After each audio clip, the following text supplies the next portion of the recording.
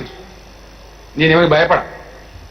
తెలంగాణ రాష్ట్రానికి వ్యతిరేకం, తెలంగాణ రాష్ట్ర శాసనసభకు వ్యతిరేకం. రాష్ట్ర శాసనసభ్యులను పాచికల్లు తాగే మొహాలంటే వాళ్ళని క్షమించాలన్న ఇక్కడ ఈ గడ్డ మీద దేనికోసం క్షమించాలి? ఇది పత్రికా స్వేచ్ఛ అవుతుందా? తెలంగాణ శాసనసభ్యులు టూరింగ్ టాకీస్లో సినిమా చూసుకొని తీసుకొచ్చి మల్టీప్లెక్స్లో కూర్చుండబెట్టారు.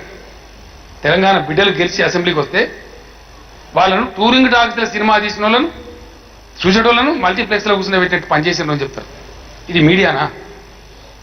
ఇది మీడియా స్వేచ్ఛనా? మీడియా సంస్కారమా ఇది? నేను అడుగుతా ఉన్నా, ఎవరు చెప్తారు?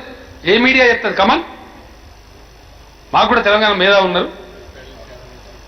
ఏం ఘోరం కదా అసలు. అసలు వాళ్ళకి ల్యాప్టాప్లు ఇయ్యలే. ల్యాప్టాప్లు ఇచ్చినట్టుగా కథ సృష్టించి ఎవరికో ఏదో ఇతో యాన్నో పెట్టుకున్నాడు అన్నట్టు తెలంగాణ ఎమ్మెల్యేలకు ల్యాప్టాప్లు ఇస్తే యాడ మనిషి పెట్టుకుంటారు. ఇది టీవీయా? ఏది మొట్టమొదటి రోజు తెలంగాణ రాష్ట్రం సిద్ధించి అనేక మంది త్యాగాల మీద, బలిదానాల మీద తెలంగాణ శాసనసభ్యులు గెలిచి తొలి రోజు శాసనసభ సమావేశమై సభ్యులు ప్రమాణ స్వీకారం చేసే రోజు ఈ టెలికాస్ట్ చేసే ఛానల్ అదొక ఛానల్. మాకు పాతర ఇస్తాం జాగ్రత్త అని చెప్తాము. 10 కిలోమీటర్ల లోపల పాతర ఇస్తాం. తెలంగాణ కేసీఆర్ తిరిగితే బాధ లేదు, కానీ తెలంగాణ శాసనసభను, తెలంగాణ వ్యక్తిత్వాన్ని, తెలంగాణ యొక్క అస్తిత్వాన్ని, తెలంగాణ ఉనికిని, తెలంగాణ గౌరవాన్ని అగౌరవపరిచే విధంగా, కించపరిచే విధంగా ఎవరు వ్యతిరేకించినా మెడలు ఇరిచి అవతల బారిస్తాం. జాగ్రత్త. నువ్వు మీడియా ముసుగులో చేస్తా అంటే నీ ఈడియట్ ఆటలు సాగనీయమని చెప్తా ఉన్నావు. నేను చెప్తా ఉన్నా రాష్ట్ర ముఖ్యమంత్రిగా. ఆయన మేం చేయలే, మేమేం బ్యాన్ చేయలే. గౌరవనీయులైనటువంటి శాసనసభాపతి గారి విచారణలో ఉంది. మొత్తం యావత్ శాసనసభ తీర్మానం చేసి స్పీకర్ గారికి అప్పగించారు. అయ్యా తమరు ఏ నిర్ణయం చేసినా శిరోధార్యం నుంచి వారి విచారణలో ఉంది. మంచో చెడ్డనో వారి తీర్పు వెలువరించాల్సి ఉంది. పెద్దలు రెడ్డి నాయక్ గారు ఉన్నారు, వారు కాంగ్రెస్ పార్టీ శాసనసభ్యులు. రెడ్డి గారు ఉన్నారు, మాధవ్ రెడ్డి గారు. అందరం కలిసి ఆ రోజు యునానిమస్ తీర్మానం చేస్తాం.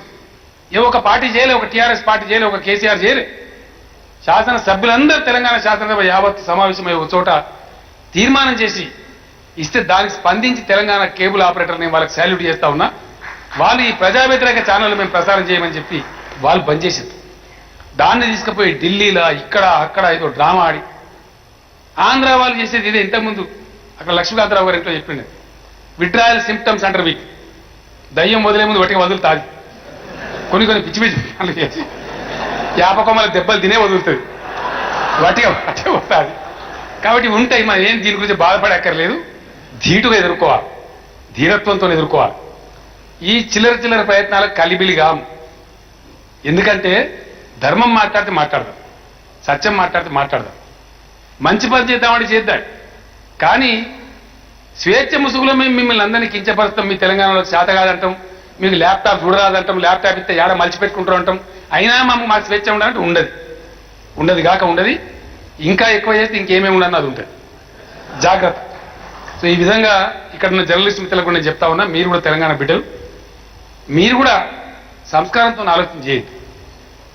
నాకు నిట్ట మీరు ఇక్కడ హెలికాప్టర్ దిగినప్పుడు మెమోరాండం ఇస్తే నేను చెప్పిన ఈ ఛానల్ నేనానండి, మీ శాసనసభ్యులను పట్టుకొని పాచికలు దాగే మోకాలన్న ఛానల్ మీకు కావన్నా ఎవరు ప్రజలేమో బాధపడతలేరే, ఎవరు అడుగుతలేరే, దానికి డిమాండ్ కూడా లేదే. ఎందుకు అనవసరంగా ఈ రాత్రంతం చేస్తున్నారు? ఇక్కడ ఉండదలుచుకుంటే, మా గడ్డ మీద ఉండదలుచుకుంటే, బతకదలుచుకుంటే మాకు సాల్యూట్ కొట్టి ఉండాలి. మా తెలంగాణ ప్రజలను గౌరవించి ఉండాలి. తెలంగాణ సమాజంలో కలిసిపోయి బతకాలి. అందుకే ఏమన్నాడు, ప్రాంతేతరులు ద్రోహం చేస్తే ప్రాంతం పొలిమేర దాకా తరిమి కొడతాం, ప్రాంతం వాడే ద్రోహం చేస్తే ప్రాంతంలోనే పాత్ర పెడతామన్నాడు కాళోజీ చెప్పిన నీతి ఏంది? వాడి ప్రాంతం వాడైనా ప్రాంతేతరుడైనా ఎవడైనా సరే మా జాతికి ద్రోహం చేస్తే క్షమించమని ఎలుగెత్తి గొంతెత్తి చెప్పిన బిడ్డ గౌరవనీయులు మహనీయులు కాళోజీ నారాయణరావు గారు. వారి బాటలోనే, వారి స్ఫూర్తితోనే ఈరోజు ఈ ప్రభుత్వం నడుస్తూ ఉంది, ఈ సమాజం నడుస్తుంది. డెఫినెట్ గా కాళోజీ గారి ఆత్మ సంతోషించే విధంగా నేను ఈరోజు ప్రకటిస్తా ఉన్నా.